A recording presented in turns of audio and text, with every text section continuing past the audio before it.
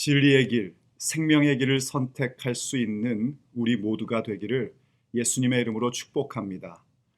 오늘 사무엘서 강론은 우리 새생명교회를 위하여 기도함으로써 시작하겠습니다. 우리 잠시 기도하겠습니다. 아버지 하나님, 새생명교회 가운데 많은 은혜를 베풀어 주시고 늘 말씀과 기도의 부흥을 베풀어 주시니 감사드립니다.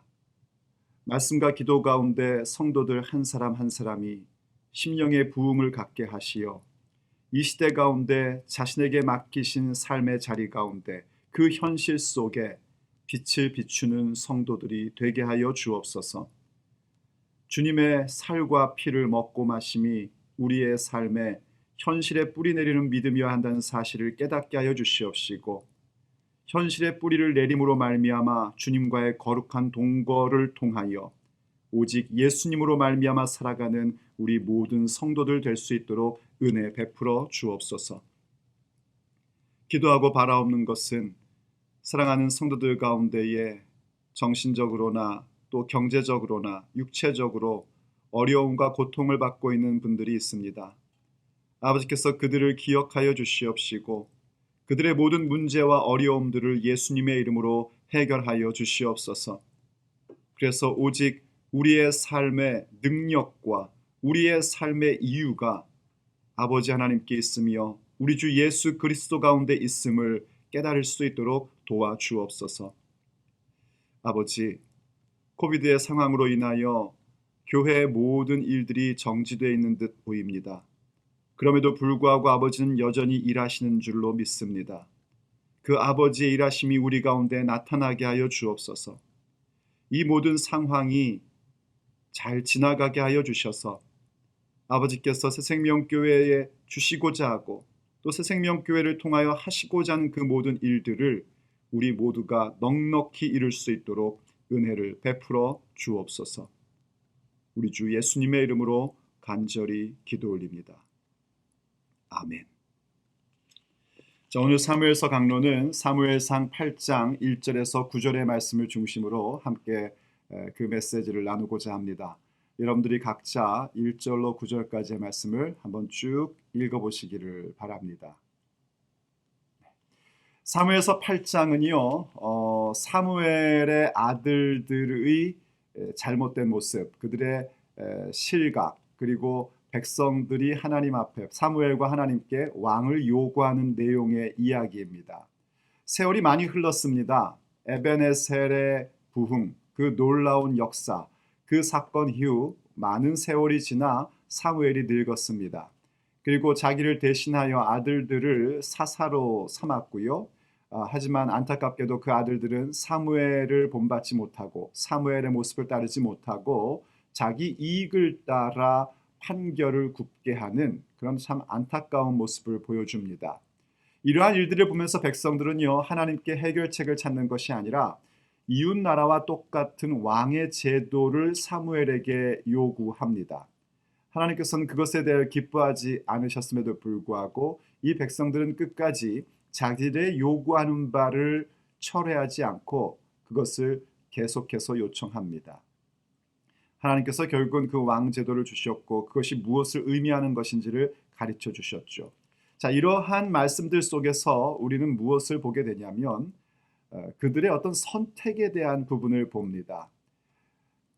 아버지의 본을 따를 것인지 아니면 자신들의 이익을 따를 것인지 혹은 하나님의 뜻과 그분의 의도하심을 생각하고 따를 것인지 아니면 세상의 제도를 따를 것인지 그 선택의 부분을 우리가 보게 됩니다. 우리가 인생의 여정을 가다 보면은 그 선택의 갈래길에 설 때가 아주 매우 자주 있습니다.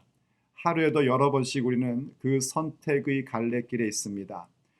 진리의 길을 선택할 것인지 아니면 거짓된 길을 선택할 것인지 생명의 길을 갈 것인지 아니면 죽음의 길을 갈 것인지 예수님의 길을 따를 것인지 세상의 길을 따를 것인지 또 혹은 사무엘서가 강조하고 있는 것 곧 하나님을 존중히 여기는 길을 따를 것인지 아니면 하나님을 멸시하는 길을 따를 것인지 이 양갈래 길에 우리는 늘 서곤 합니다.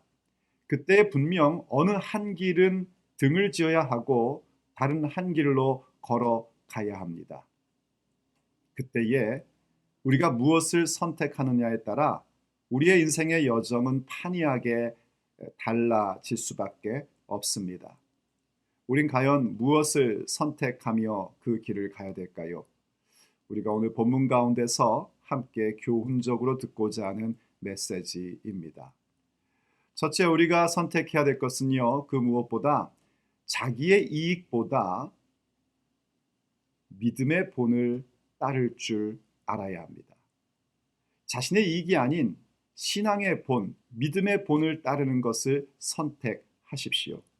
한번 본문 1절로 3절을 먼저 좀 읽어보죠.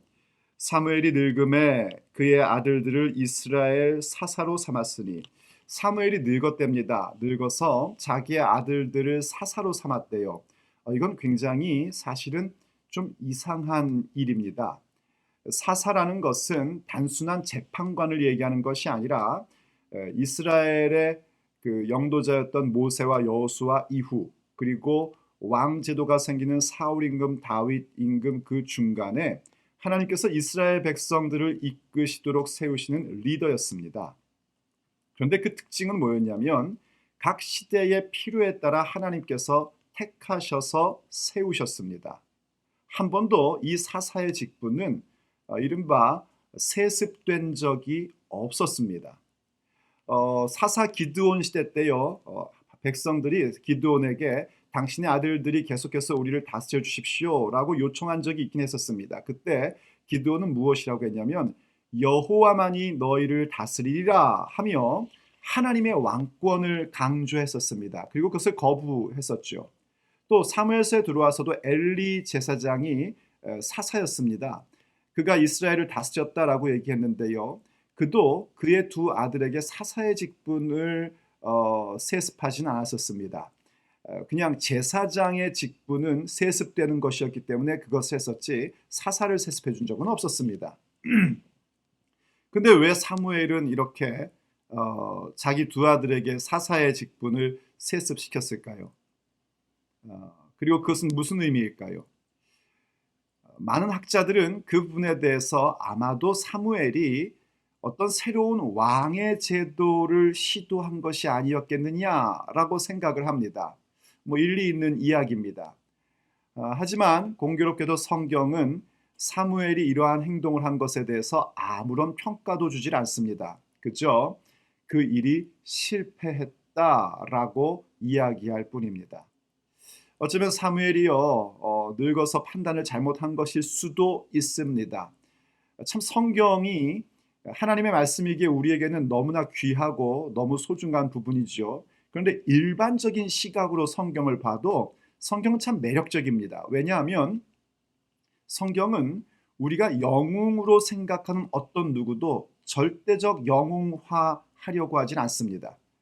어떤 경우에는 그 믿음의 조상들 가운데 우리가 영웅으로 여기는 그 사람들이 했던 실수들을 보면 야, 나도 저런 실수는 안 하겠다 싶은 부분까지도 전부 다 적나라하게 드러내는 것을 우리가 보게 됩니다. 그게 성경의 매력 가운데 하나죠. 사무엘 역시 참 지금까지 보면 완벽한 사람처럼 보였습니다. 하지만 사무엘도 역시 하나님의 은혜 없이는 설 수 없는 죄인이고 부족한 자라는 사실을 이런 부분에서도 볼 수 있고요. 또 앞으로도 그가 얼마나 인간적으로 갈등하는지도 우리는 보게 될 것입니다. 우리 모두 다 완전한 사람은 없습니다. 단지 사무엘처럼 건강한 신앙생활, 건강한 믿음을 가질 수 있을 뿐입니다. 감기에 걸릴 수도 있고 때로는 아플 수도 있지만 건강하면 다시 털고 일어서서 우리가 가야 할 길을 갈 수 있는 것처럼요. 영적인 건강함, 건강한 영성을 갖는 사람들은 비록 실수할 때도 있고 잘못 판단할 때도 있고 인간적으로 생각할 때도 있지만 다시 일어서서 예수 그리스도의 길을 가기 마련인 것입니다.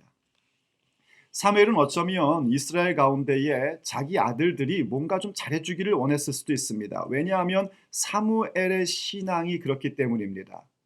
그 두 아들의 이름이 소개되는데 2절을 보십시오. 장자의 이름은 요엘이요 차자의 이름은 아비야라.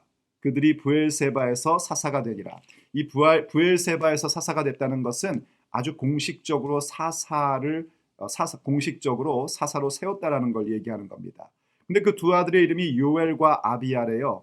이 두 이름 속에는요, 여호와라는 단어의 축약형이 모두 다 들어 있습니다. 그래서 요엘이란 뜻은 여호와만이 하나님이시다, 여호와가 하나님이시다, 그런 뜻이고요. 아비야란 뜻은 여호와께서 아버지시다, 뭐 이런 의미입니다. 사무엘의 신앙의 고백이 고스란히 들어있는 두 아들의 이름입니다. 그만큼 사무엘은 기대하는 바가 있었을 것이고, 그들이 정말 잘 해주기를 바라는 마음에서 그들을 사사로 세우고 이스라엘 백성들을 잘 인도하기를 원했었을 것입니다. 그런데 안타깝게도 그 일들은 실패였습니다. 왜 실패했는가? 사무엘이 잘못 가르쳐서 그랬을까요? 그렇지 않습니다. 사무엘은 항상 바른 길을 걸어왔고, 나중에 사무엘의 마지막 유언적 설교를 보면 알지만 사무엘은 한 번도 뇌물을 받아 판결을 굽게 했던 적이 없던 사람입니다.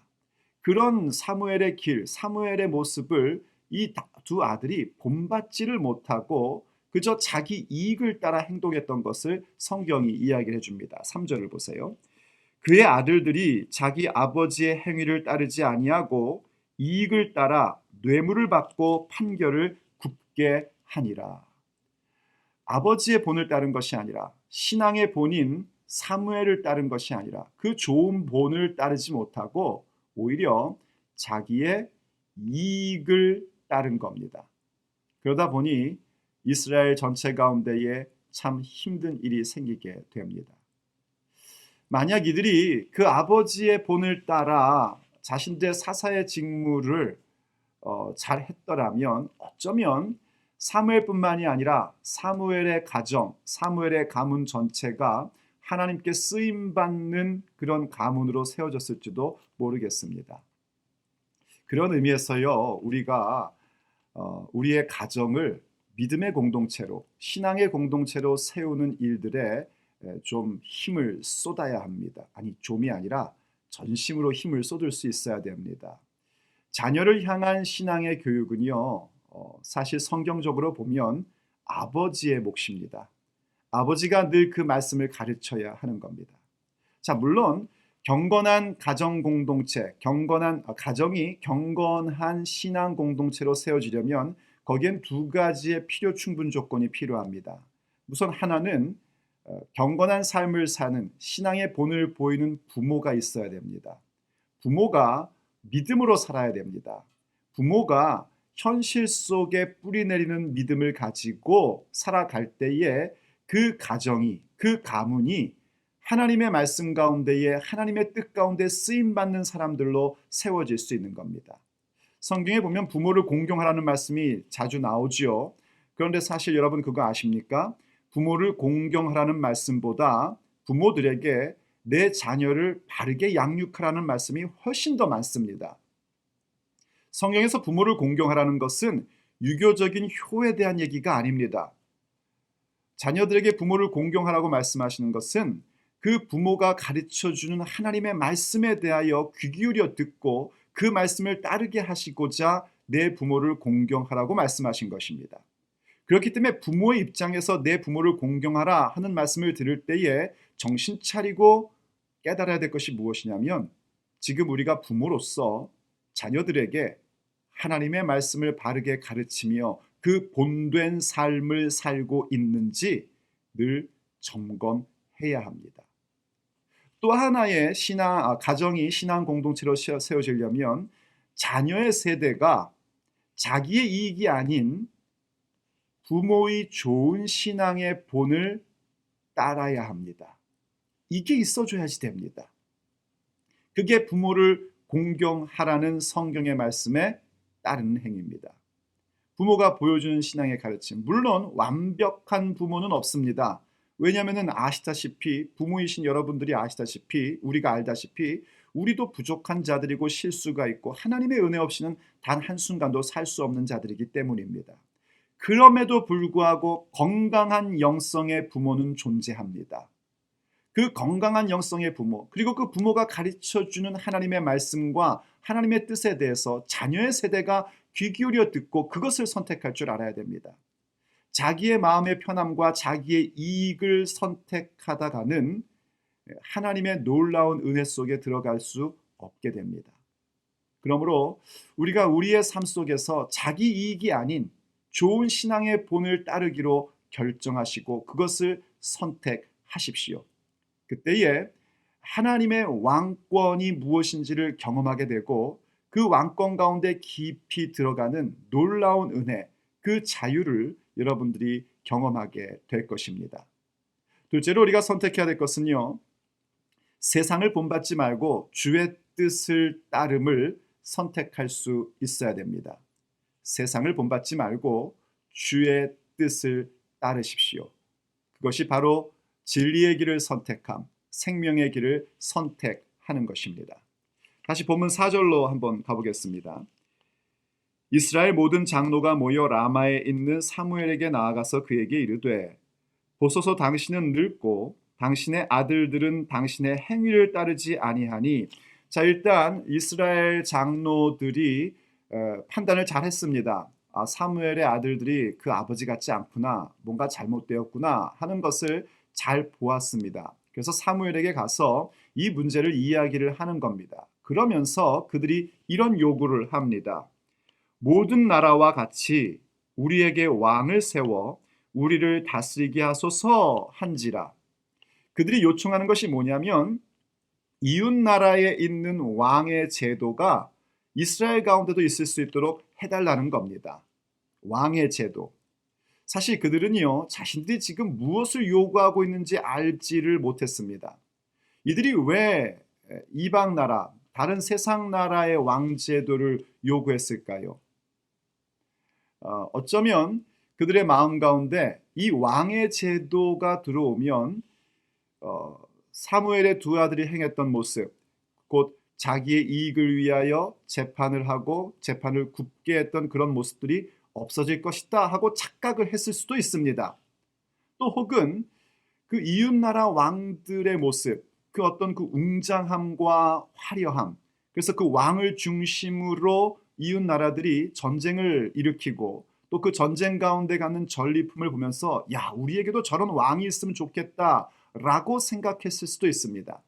바로 그 세상의 겉모습, 왕의 화려함과 웅장함, 그것을 중심으로 하여 움직이는 나라들의 그 겉모습을 보고 그 속내는 알지 못한 채 그저 그것을 부러워하는 마음에 우리 또 왕이 있다면 이라고 생각했을지도 모르겠습니다. 그래서 그들이 이웃나라와 같은, 모든 나라와 같은 왕 제도를 달라고 요청한 겁니다. 말하자면 세상을 본받겠다는 겁니다. 얼마나 안타까운 일입니까? 우리가 그리스도의 길, 생명의 길, 하나님을 존중히 여기는 길을 간다는 것은 세상과는 다른 삶을 사는 것입니다. 모든 나라와 똑같은 왕을 요구하는 것은 그리스도의 길이 아닙니다. 예수님을 믿는 제자의 길이 아닙니다. 세상과는 분명히 구별된 길을 가는 것이고 오히려 그 구별됨 속에서 아버지의 뜻이 뭔지, 하나님의 뜻이 무엇인지를 분별하며 갈 줄 알아야 합니다. 그것이 생명의 길을 선택하는 것입니다. 한번 로마서 12장 2절을 보시기 바랍니다. 로마서 12장 2절을 보면 이런 말씀이 있습니다. 너희는 이 세대를 본받지 말고 오직 마음을 새롭게 함으로 변화를 받아 하나님의 선하시고 기뻐하시고 온전하신 뜻이 무엇인지 분별하도록 하라. 아멘. 사실 이 백성들은요, 사무엘에게 와서 모든 나라와 같은 왕제도를 우리에게 주십시오 이렇게 얘기할 게 아니라 지금 당신 아들이 이렇게 당신을 본받지 못하고 엉뚱한 행동을 하고 있는데 어떻게 하면 좋을까요? 하나님의 뜻이 어디 있습니까? 하나님께서 말씀하시는 것을 우리가 듣고 싶습니다 라고 이야기했어야 됐습니다. 그러나 그만 그들은 이웃나라의 왕제도를 보며 세상을 보며 그것을 본받는 데에 여념이 없었고 그것을 따르고 싶었던 것이죠. 그것이 참 비극이었습니다. 우리의 삶에서도요, 세상을 본받고 싶어하는 유혹을 가질 때가 자주 있습니다. 뭔가 하나님의 말씀대로 살아가려고 하는데 그것이 잘 안 될 때, 또 혹은 영적인 지도자들이 내 마음에 실망감을 줄 때 우린 그저 세상을 본받고 세상의 방식으로 문제를 해결하려고 합니다. 그것이 더 큰 실패를 가져옵니다. 우린 그때 오히려 하나님의 선하신 뜻이 무엇인지, 그 온전하신 뜻이 무엇인지를 생각하고 그 뜻을 분별할 줄 알아야 합니다. 그래서 우리는 세상의 길을 따르는 것이 아니라 오히려 주의 뜻을 생각하고 주의 뜻을 분별하며 그것을 찾을 줄 알아야 됩니다. 그것을 선택할 때에 하나님의 왕권이 우리 가운데 임하고 놀라운 기적의 역사는 나타나게 되는 것입니다. 또 세 번째로 우리가 선택해야 될 것은요, 나의 요구보다 하나님의 말씀에 귀 기울이기를 선택하십시오. 나의 요구에 귀 기울이지 마시고요, 나의 원하는 바에 귀 기울이지 말고 하나님의 말씀에 귀 기울이십시오. 사무엘이 그들의 얘기를 들었습니다. 그들의 얘기를 들을 때 사무엘의 마음이 기쁘지 않았대요. 한번 6절을 보십시오. 이렇게 얘기합니다. 우리에게 왕을 주어 우리를 다스리게 하라 했을 때에 사무엘이 그것이 기쁘지 아니하여. 그 얘기를 딱 듣는 순간 사무엘이 안 기뻤답니다. 왜 안 기뻤을까? 자기 아들들을 이상하게 얘기해서 기쁘지 않았을까요? 뭐 그런 부분도 어쩌면 있었을 겁니다. 이들이 이제는 더 이상 나를 필요로 하지 않는구나 해서 기쁘지 않았을까요? 그런 것도 있었을 것입니다. 하지만 가장 근본적인 문제는 뭐냐면, 이렇게 왕을 세워 우리를 다스리게 해달라는 그 말 속에 하나님을 향한 반역의 요소들이 있는 것을 경건한 사무엘은 직감한 것이죠. 그래서 기쁘지 않았던 겁니다. 그럼에도 불구하고 사무엘은 자기의 마음이 과연 어떠한 마음인지, 그리고 이들을 어떻게 인도해야 할지에 대해서 그 모든 복잡다단한 마음 속에서 그가 제일 잘하는 것을 합니다. 그것은 하나님께 기도하는 것입니다. 여러분, 무엇을 제일 잘하십니까? 우리는 과연 무엇을 제일 잘할까요? 우리가 제일 잘하는 것이 하나님께 기도하는 것이기를 간절히 원합니다. 그것이어야 합니다. 그래서 그가 하나님 앞에 가서 기도했더니 하나님께서 응답을 주십니다. 7절부터 보시죠. 여호와께서 사무엘에게 이르시되 백성이 내게 한 말을 다 들으라. 이는 그들이 너를 버림이 아니요 나를 버려 자기들의 왕이 되지 못하게 함이니라. 지금 사무엘이 마음속에 갖고 있었던 이게 나를 버린 것인가 하는 섭섭한 마음이 있었던 것을 하나님이 짚어주십니다. 근데 그거 너를 버린 게 아니란다, 나를 버린 거란다 하고 그렇게 말씀을 해주셔서 사무엘이 가졌던 그것, 이들에게 심각한 반역의 요소가 있구나 했던 것이 맞았음을 확인시켜 주십니다. 8절, 내가 그들을 애굽에서 인도하여 낸 날부터 오늘까지 그들이 모든 행사로 나를 버리고 다른 신들을 섬김같이 내게도 그리하는도다. 그러므로 그들의 말을 듣되 너는 그들에게 엄히 경고하고 그들을 다스릴 왕의 제도를 가르치라. 이 백성들이 좀 사무엘의 말을 들어줬더라면, 바로 하나님의 종의 말을 듣고 그것은 곧 하나님의 말씀을 듣는 것인데, 그것을 거절하고 사무엘을 거부하는 것은 곧 하나님을 거부하는 행위였다고 그렇게 그렇게 말씀을 해주십니다. 그러시면서 굉장히 충격적인 얘기는 뭐냐면, 그들이 요구하는 바 그냥 다 들어주려는 겁니다. 그러면서 그들이 요구하는 바의 내용이 무엇인지를 알려주려는 겁니다. 왜냐하면 이 백성들은 지금 자신들의 원하는 바, 자신들의 요구하는 바에 집중한 나머지 그것이 본질적으로 무엇을 의미하는지를 전혀 깨닫지를 못하고 있었습니다. 그래서 하나님께서 사무엘에게 그들이 지금 뭘 요구하고 있는지를 좀 알게끔 가르쳐 주라고 말씀하고 계신 겁니다. 그런데 여러분 보십시오. 다음 주에 보겠지만은요, 하나님께서 그들이 지금 요구하는 왕의 제도가 얼마나 무서운 것이고 그들에게 있는 자유를 빼앗게 될 것이라는 것을 가르쳐 주셨음에도 그들은 그것이 보이질 않습니다. 자신의 요구하는 바, 자신의 원하는 바에 집중한 나머지 눈먼 자들이 돼버린 겁니다. 본래 하나님께서는요, 이 왕 제도를 계획하고 계셨었습니다. 신명기에 보면 하나님께서 어떻게 왕을 세우시고 그 왕은 어떤 역할을 해야 되는지에 대하여, 또 어떻게 그 왕이 자신의 경건과 또 백성을 다스려야 되는지에 대하여 말씀해 주신 적이 있습니다. 하나님의 그 시간 계획 속에 왕 제도라는 걸 세워주십니다. 그러나 그 왕 제도는 주변에 있는 모든 나라가 가지고 있던 왕 제도와는 완전히 다른 거룩한 왕의 제도였습니다. 일반적인 왕의 제도라는 것은요, 그 왕이 백성을 위해서 존재하지 않습니다. 오히려 그 백성을 자신의 권력, 자신의 화려함, 자신의 웅장함을 위하여 백성들을 이용하고 사용할 뿐이었습니다. 그러나 하나님께서 주신 왕제도는 무엇인가? 여호와 하나님의 왕권을 투영하여 보여주는, 바로 그 인간 왕을 통해서 하나님이 어떤 왕이신지를 보여주는 게 하나님이 세우신 왕제도였습니다. 그래서 그 왕은 무엇을 해야 하는가? 백성들을 위하여 희생하고 백성들을 위하여 섬기는 겸손한 왕이어야 했습니다.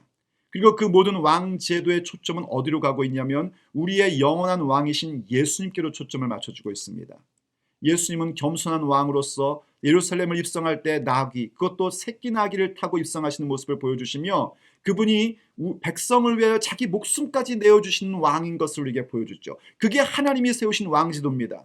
하나님께서는 모세, 여호수아, 사사들의 시대를 지나시고 이제 왕제도를 세우실 때 그 왕권을 보여주실 텐데, 하나님의 타이밍 가운데 할 텐데, 백성들이 자기의 요구, 자기의 원하는 바에 집중하다 보니 하나님의 타이밍을 따르질 못합니다. 또 하나님께서 그래서 그들이 지금 요구하는 바가 얼마나 어리석은 것인지를 가르쳐 주심에도 그 말씀에 귀 기울이지를 못합니다. 우리의 삶 속의 선택의 길 속에서 우리가 무엇을 선택해야 될 것인가? 내 마음에 요구하는 바, 내 마음에 원하는 바보다 주님의 말씀에 귀 기울임을 선택할 줄 알아야 합니다. 그때의 하나님의 왕권이 우리 가운데 임하는 것을 보게 됩니다. 성경 이사야 28장 23절을 보면 이런 말씀이 있습니다. 너희는 귀를 기울이어 내 목소리를 들으라. 자세히 내 말을 들으라. 이사야 선지자가 이스라엘 백성에게 했던 말씀입니다. 하나님의 말씀을 들으라는 것이지요. 자기의 인간적인 얘기를 들으라는 것이 아니라 귀를 기울여 자기가 전하는 하나님 말씀을 들으라고, 그것을 잘 헤아리라고 지금 이야기하고 있는 겁니다. 나의 요구함에 눈 얻어진 자가 아니라 하나님의 말씀에 귀를 기울이십시오.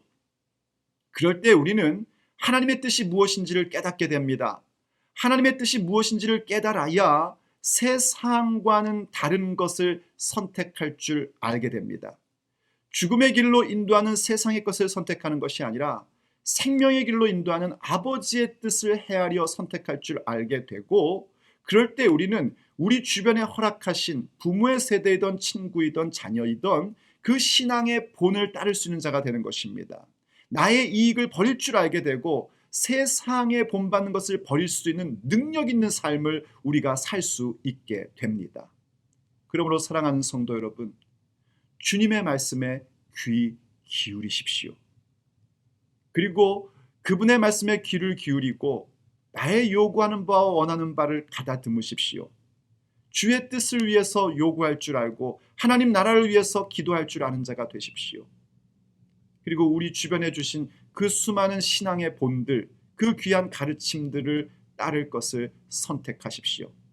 그때에 그분의 왕권이 우리 가운데 나타납니다. 하나님의 왕이심이 우리의 삶의 현장 가운데에, 우리의 육체의 날들 가운데 나타날 것입니다. 기도하겠습니다. 아버지 하나님, 오늘 이 아침에도 우리에게 말씀 주심을 감사드립니다. 우리의 인생의 갈래길 속에서 하루에도 수없이 만나는 그 갈래길 속에서 생명의 길, 진리의 길, 하나님을 존중히 여기는 길, 예수님의 길을 따르기를 원합니다.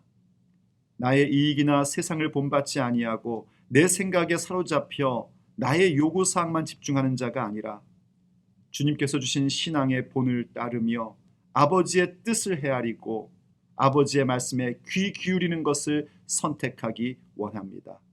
도와 주시옵소서. 그래서 그 바른 선택 가운데에 아버지께서 우리에게 주시고자 하는 놀라운 역사, 아버지의 그 왕권이 우리의 삶의 현장 가운데 나타나게 하여 주옵소서. 우리 주 예수님의 이름으로 간절히 기도 올립니다. 아멘.